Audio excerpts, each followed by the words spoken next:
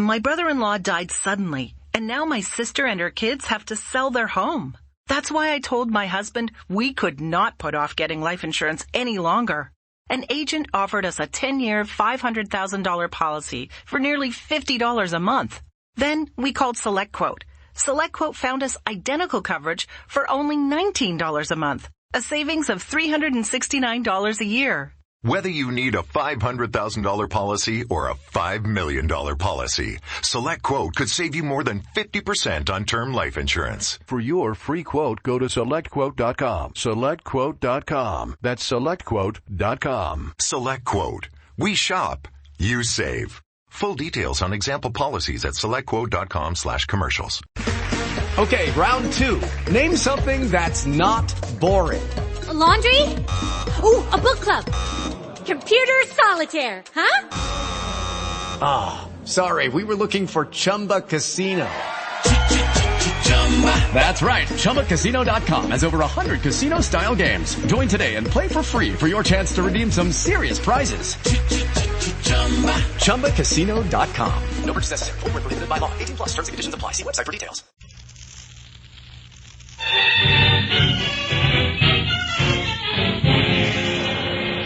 Vicks presents Dangerously Yours, a half hour of romance and adventure starring Victor Jory in Berkeley Square. First, here's a good thing to remember when you catch a cold. The best-known home remedy for relieving miseries of colds is Vicks Vapor Rub. And now, I am Adventure. In my name, men have traversed the highways, the byways, the skyways of the world, have traveled old trails and blazed new ones. I am the fire that burns in the heart of youth, that makes men dream and dare and conquer. I am dangerously yours. This week, come with me to England to meet a young American who inherited an ancient house and lived one of the strangest adventures any man has ever known. Peter Standish of Berkeley Square.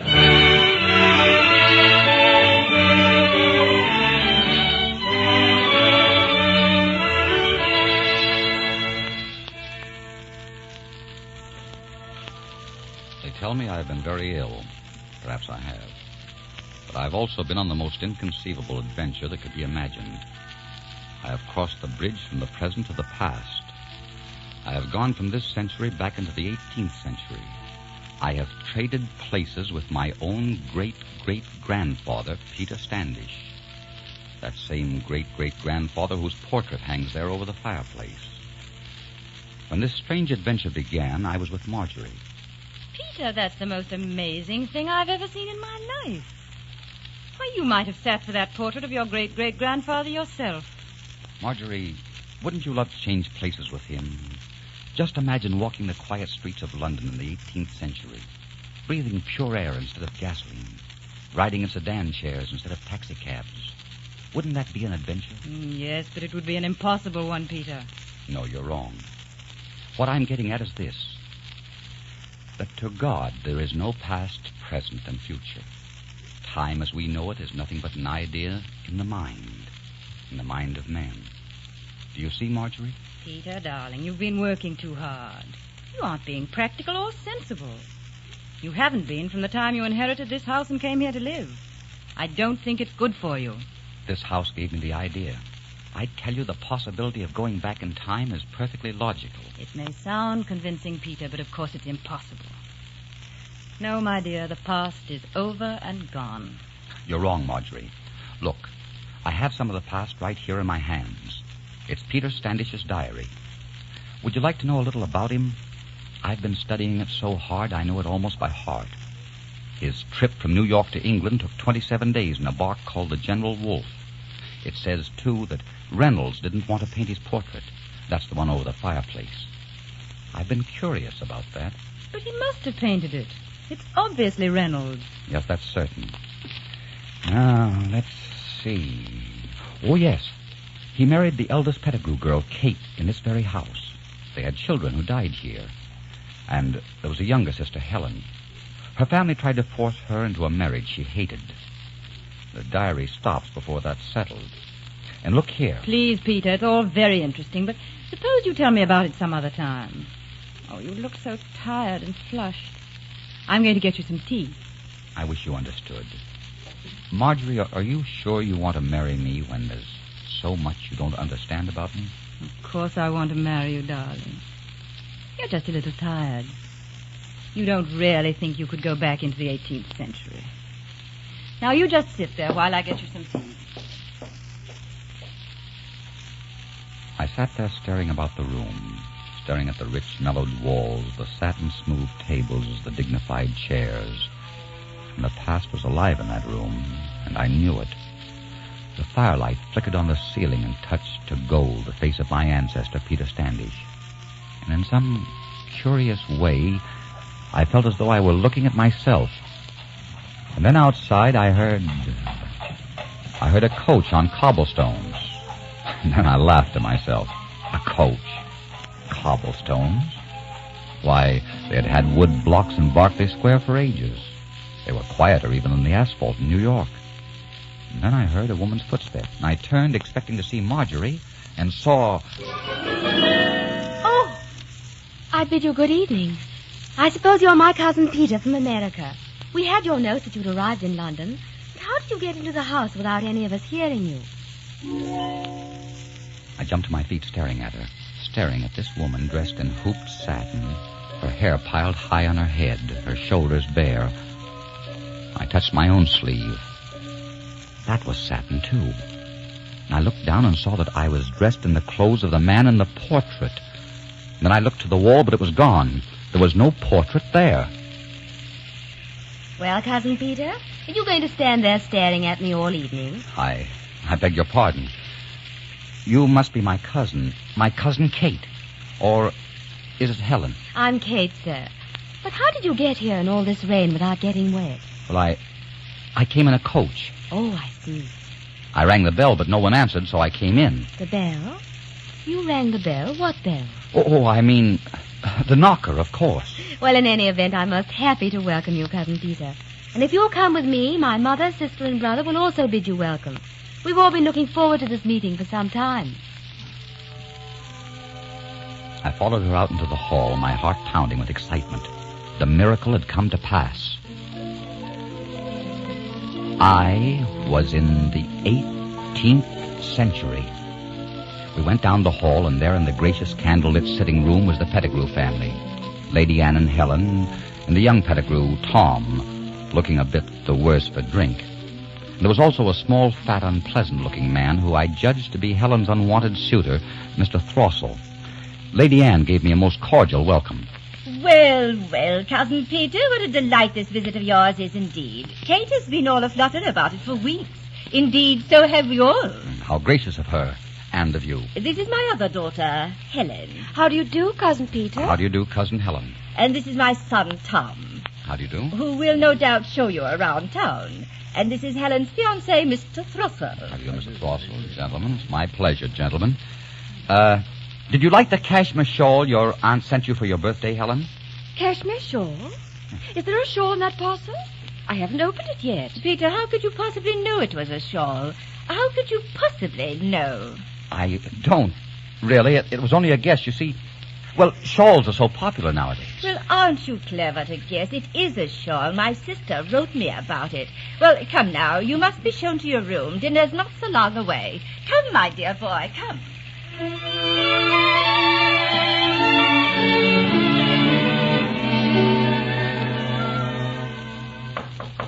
Come in.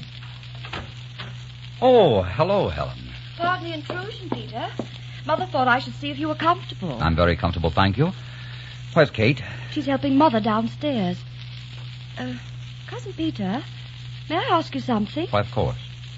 Are you in love with Kate? But why do you ask? You never saw her before this afternoon, and yet you and Mother arranged your betrothal before you ever came to England. Of course, it may be a young and stupid fancy on my part, but I always thought that two people had to meet before they fell in love. It seems strange. You're quite right. Helen. Yes? Will you help me? There's a lot that's strange to me about this country.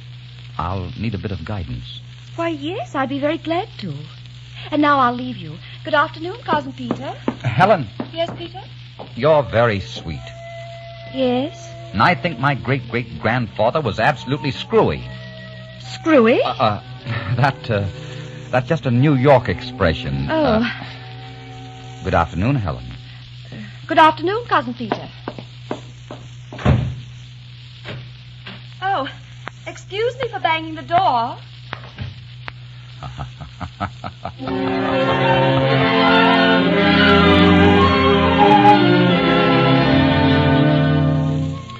Helen, a smile curved to fit my heart. Eyes that danced in the candlelight. Hair like blue-black midnight sky. In the days that followed, I could not keep my eyes nor my thoughts away from her. And yet I knew that I must marry Kate. But Kate, after the first few days, kept away from me. It was Helen that was by my side constantly. It was Helen who took me to Sir Joshua Reynolds' studio. Turn your face toward the window, please. Mr. Standish, I am very sorry, but I must refuse the commission. I cannot paint you. What? Why, Sir Joshua, you did paint. That's impossible. I wish I could paint you, Mr. Standish. But I'm a painter of realities. And there's something in your face and your eyes that's unreal. Something I would never be able to capture. I never heard of such rot. Come, Peter. There's no point in arguing. But he must paint me. He did paint me. Oh, never mind. You wouldn't understand. Good day, Sir Joshua. I hope you'll change your mind. Change my mind? I'd as soon paint the devil as to paint you.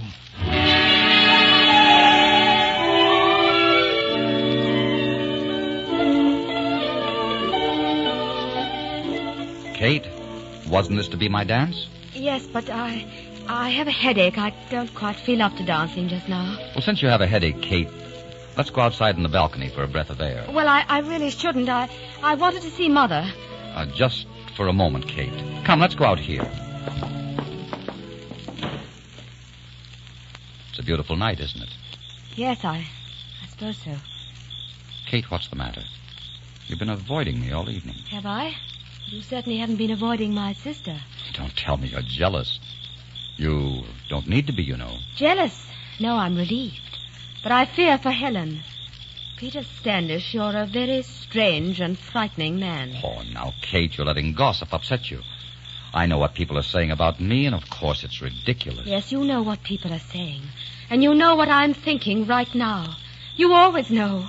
You know what's going to happen before it happens. Oh, no, Kate, no. Not in the way you think. And why are you looking so startled? There's nothing to be afraid of. Oh, I thought you loved me. You mustn't talk like that. Why, my dear, we're going to be married. Married? Do you think I'd marry you when I'm hard put to it to force myself to remain alone with you? Sir Joshua saw it. Everyone sees it. There's something that's not human about you. Kate, you're overwrought. You'll feel differently in the morning. In the morning, I shall drive to Budley. I cannot stay in this house with you any longer. I see. You're breaking our engagement? You can't do that. Oh, can't I? How smugly you say it. So you think there are no limits to what a wizard can do with a woman. The women all press after you, don't they? But no woman wishes to dance with you twice, except Helen. Peter Standish, I never was so afraid of anything in my life as I am of you. And you think you can make me marry you? I'd as soon marry the devil. I'm leaving London in the morning, and I'll not return to this house as long as you're in it. And you can be sure I'll do everything in my power to get you out of it.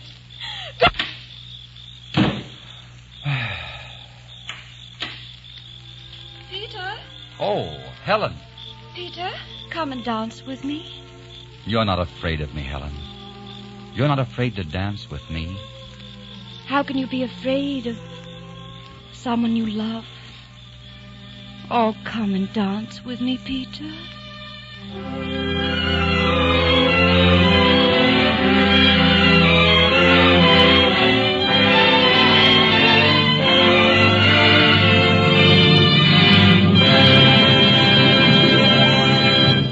In just a moment, we will bring you the second act of Dangerously Yours. Well, here it is fall again, and first thing you know, the children may be coming home from school with nasty colds. Too bad. But this time, Mother, don't take needless chances with untried remedies. Instead, relieve distress the modern way most young mothers now use. When your child catches a cold, rub the throat, chest, and back with Vicks Vapor Rub. Then see how quickly Vapor Rub starts to work to bring grand relief as it penetrates into the cold, congested upper bronchial tubes with its special soothing medicinal vapors, and at the same time stimulates chest and back surfaces like a warming poultice. This penetrating, stimulating action of Vapor Rub keeps on working for hours to bring relief and comfort, and often most of the distress of a cold is gone overnight. Now stick to Vapor Rub this winter, Mother, because only Vapor Rub gives you this special penetrating, stimulating action to relieve miseries of colds. Vicks Vapor Rub. And now, the second act of Dangerously Yours, starring Victor Jory in Berkeley Square.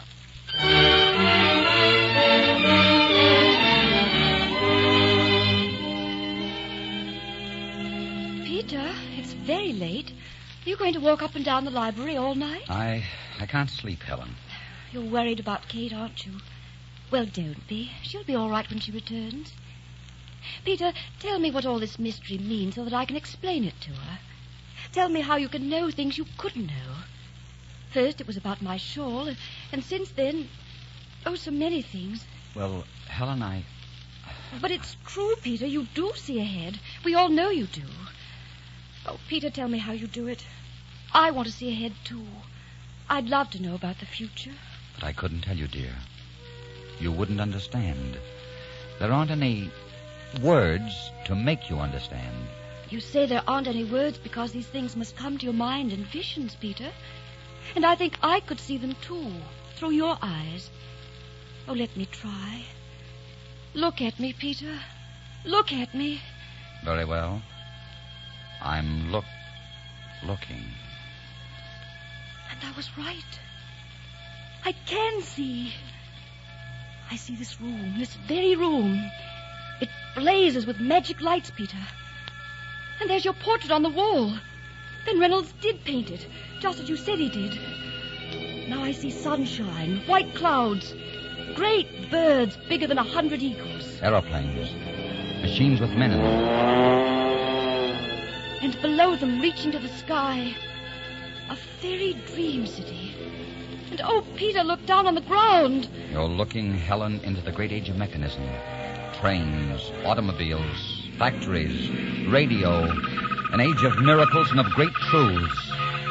That's the future, Helen. Peter, you know the future. Tell me ours. I don't know our future. But I do know I love you. If ever a man loved a woman, I do love you. I loved you before I ever saw you. In my first dream of you, coming with a candle from somewhere far away to meet me. Oh, Helen, I can't play a part anymore. I'm myself, you see. I'm myself, and I'm muddling everything up. This isn't possible. This isn't my world or yours. It isn't my life, and it isn't your life. Oh, Peter, take me away with you. Take me back to wherever you came from. I can't, Helen. I can't. Then don't leave me. Oh, Peter, don't leave me. Oh, my beloved. When I kissed Kate, that was the first Peter Standish kissing his betrothed. But there's never been a kiss like this since the world began.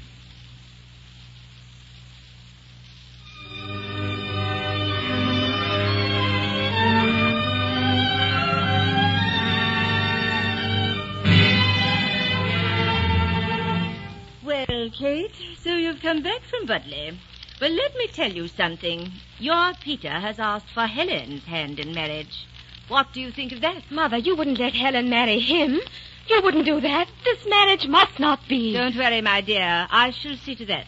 Well, Kate, I'm glad to see you again. Hello, Kate, dearest. Mr. Standish, when you came into this house, although the door was shut and locked, did you come from America? Yes, we are all very curious about that, Mr. Standish. What is the answer? The answer is yes. I do come from America. Oh, really? Mr. Standish, you used some very peculiar expressions at times, and I made a note of them. You said they were expressions used in New York. That's right.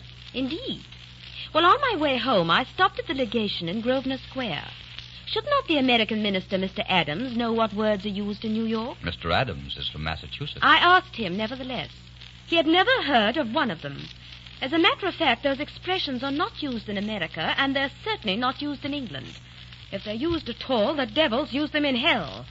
It is true Peter Standish came from New York in the General Wolfe. You've taken possession of his body. What have you done with him? Kate, I think this has gone quite far enough. I think perhaps we should call your brother Tom to deal with this creature. In the old days, he'd have been burned at the stake. Why not now? You still burn people. You burn women accused of witchcraft. You should be whipped for this, sir. Yes, whip people if they're crazy. Flog them in public, as you flog your half-naked lunatics at Bedlam with a crowd of your gaping Londoners looking on. You savages. You forget yourself, sir. Your son Tom, madam, you're proud of him, aren't you? You think he's a gentleman. A typical English gentleman of the time. Well, he is. But what a time.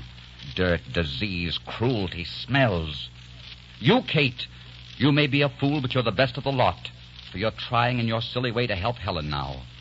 But as for you, Lady Anne, I've seen you in Sheridan's plays, and I've read you in Jane Austen's novels. You know what you want, and you plow straight ahead over everything and through everything like a tank lumbering through the mud. You hear? Like a tank. Good Francis Adams, what tank means. No, it's not Charles Francis Adams. It's John Adams, second president of the United States. Charles Adams won't be born until the Civil War in 1861. Peter! What's one more blunder among so many? Your Peter Standish came from New York to Plymouth in the General Wolfe. This Peter Standish flew from New York to Plymouth. Shall I make a few more blunders for you to gibber at, Kate? Shall I drive you to Budley in my car at 90 miles an hour? You fiend from hell. What do I care about you? You're all over and done with, all of you. You're dead. You've rotted away in your graves. You're all ghosts. That's what you are, ghosts. Do you hear? Come, Helen. Let's get out of here. And I was in love with the past. I was in love with the past. My dearest. Oh, my dearest. I turned, and there was Helen. Helen, born of the 18th century, all loveliness, all grace, all beauty. And I caught her to me and rested my cheek against her hair. And something inside me was weeping, for I knew I was holding Helen for the last time. I thought that thought. Helen. Oh, Helen. You know, my dearest, each night I've said, he must go back. But each morning we'd make some new plan together, and I'd think, let me have just one more day. No, I've said I would stay, and I will stay. I was a fool and a weakling to talk like that. It won't happen again. I couldn't face my own life without you. What life is this for you? Be brave, Peter, and listen. My life, my London, are nightmares to you. Oh, don't be sad, just think. Out of all the millions of lovers since time began, we two alone have been chosen for this miracle. And it is a miracle. Oh, think of what has been given us, not of what is taken away. Nothing can be taken away. That we came together as we did proves that we weren't meant to lose each other. Yes, and we shall be together always, Peter. Not in my time, nor in yours, but in God's. Yes, darling. It must be that way. But I have neither the will nor the strength to leave you. Love will give you the strength. You have your life to live out in the future, Peter. Don't be too sad about a girl who's been dead to you so long. And in my life, as I grow old, your youth will seem to me eternal youth. For you will come, won't you, young as I see you now, to my grave in St. Mark's churchyard. And you'll find me, for I'll ask for a stone with the letters cut deep, so they won't wear away before you come. Oh, darling. Darling, I love you now. I shall love you in my own time, and in whatever time may come. Then, this is our parting, Peter. Goodbye, my dear. Goodbye, my darling.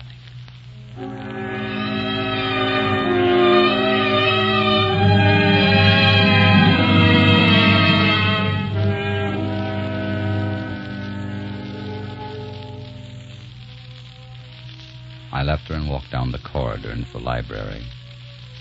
I was dazed. Dazed and empty of everything but sorrow. And there were my own things about me again. 20th century things. There was the portrait on the wall. I felt weak and shaken and bereft. I sat there by the fire all night. In the morning, I walked to St. Mark's churchyard. When I returned, Marjorie was in the library. Peter. Hello, Marjorie. Oh, Peter, you know me. You know me. Know you? Why, of course I know you. For weeks you haven't recognized any of us, Peter. You've been very ill. Ill?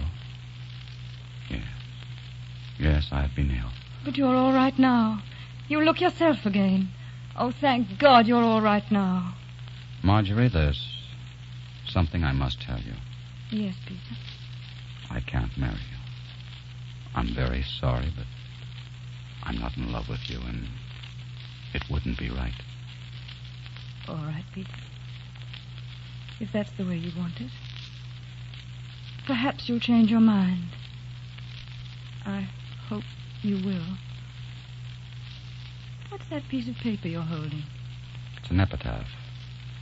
I copied it just now from a tombstone in St. Mark's churchyard. Whose epitaph is it? A girl who died 140 years ago. Peter, you're crying. Who was the girl? Peter, speak to me. Please, Marjorie. Please. Leave me alone. Very well, Peter.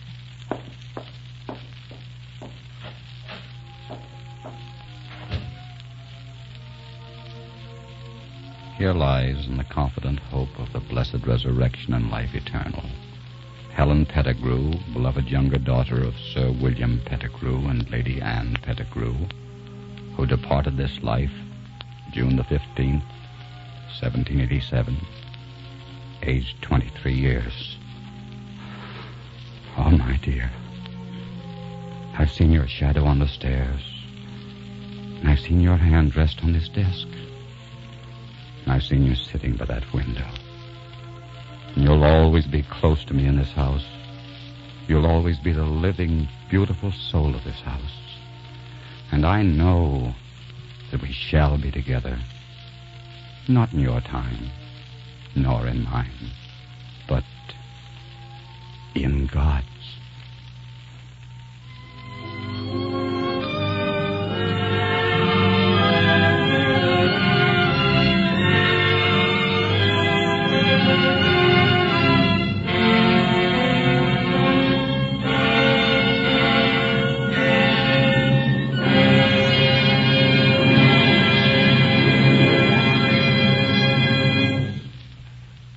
If miserable colds strike your family, the thing to do is to get busy right away with Vicks Vapor Rub. This is the modern way to relieve distress of colds that most mothers now use, because Vapor Rub starts to work so quickly to clear the head, ease the coughing, soothe the sore throat and the muscular soreness and tightness. You just rub it on, and Vapor Rub penetrates into the cold, congested upper bronchial tubes with its special soothing medicinal vapors. At the same time, Vapor Rub stimulates chest and back surfaces like a warming poultice. Vapor Rub keeps on working for hours to bring welcome comfort and relief. It invites restful sleep, and often by morning, most of the misery of the cold is gone. Now be sure you get Vapor Rub, because only Vapor Rub gives you this special, penetrating, stimulating action to relieve distress of colds. Vicks Vapor Rub. I am Adventure. Next week, come with me to meet a man who accepted a strange challenge and kept an exciting rendezvous with destiny. Until next week, then, I am dangerously yours.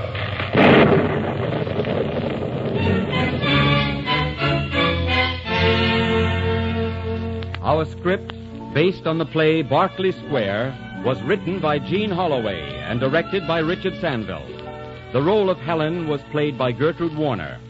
The music for the series is under the direction of Mark Warno.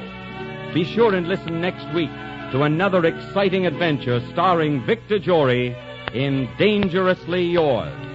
Lucky Land Casino, asking people, what's the weirdest place you've gotten lucky? Lucky? In line at the deli, I guess? Aha, in my dentist's office. More than once, actually. Do I have to say? Yes, you do. In the car before my kids' PTA meeting. Really? Yes. Excuse me, what's the weirdest place you've gotten lucky? I never win and tell. Well, there you have it. You can get lucky anywhere, playing at LuckyLandSlots.com. Play for free right now. Are you feeling lucky? No purchase necessary. Void where prohibited by law. 18+. Terms and conditions apply. See website for details. Wells Fargo presents one of the surest ways to grow your money. A Wells Fargo CD account, where you can earn a 5.00% annual percentage yield on an 11-month term with a minimum opening deposit of $5,000. Visit a Wells Fargo branch or wellsfargo.com/CD rates to open a CD account and start growing your savings with us. Wells Fargo Bank, N.A., member FDIC.